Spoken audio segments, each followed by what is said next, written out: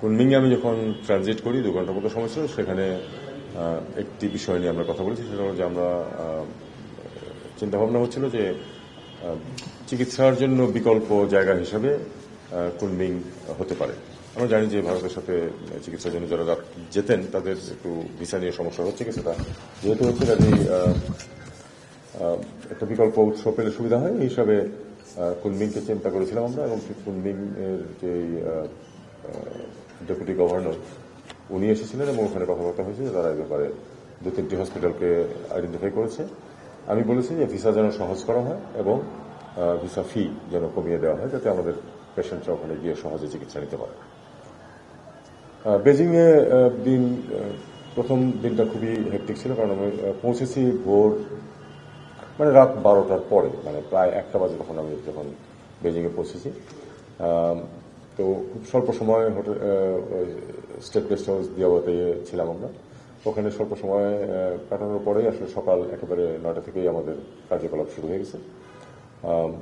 প্রথম ছিল সবচেয়ে গুরুত্বপূর্ণ মিটিংটা, সেটা হলো 10টা থেকে 12টা পর্যন্ত। সেটা চীনের পররাষ্ট্রমন্ত্রী ওয়াং ইর সাথে, তার সাথে আমাদের সবকিছু সম্পূর্ণ রিলেশনের ব্যাপারেই কথাবার্তা হয়েছে। ব্যবসা বাণিজ্য বলুন, প্রজেক্ট সংক্রান্ত বিষয়, এছাড়া স্বাভাবিকভাবে বর্তমান সরকারের অবস্থান নিয়ে কথাবার্তা হয়েছে।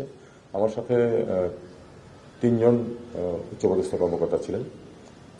ইআরডির এডিশনাল সেক্রেটারি, কমার্স মিনিস্ট্রির এডিশনাল সেক্রেটারি এবং additional secretary water resources ministry, মানে সম্পদ মন্ত্রণালয়।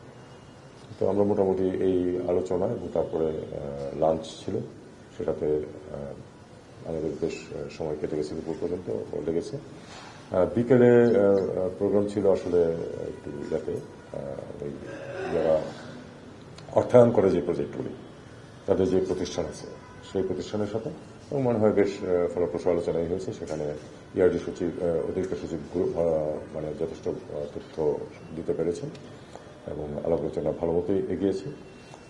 পরের দিন আমাদের সকালেই উঠে আমরা চলে গেছি ইয়েতে, আপনার সাংহাইয়ে প্রথম দিন এবং পরের দিন মিলিয়ে বেশ কিছু দেখা সাক্ষাতের ব্যবস্থা ছিল। তার মাঝে আবার ট্রেনে যখন ছিলাম তখন একটা ইন্টারভিউ নিয়েছে ওদের যে মানে ইনফরমেশন গ্রুপ যেটা আছে, তারা সরকারি অবশ্যই, হ্যাঁ সিএম, তারা। এরপরে ওখানে যাওয়ার পরে সেখানে আমরা 2-3টা কাজ করেছি। একটা হলো যে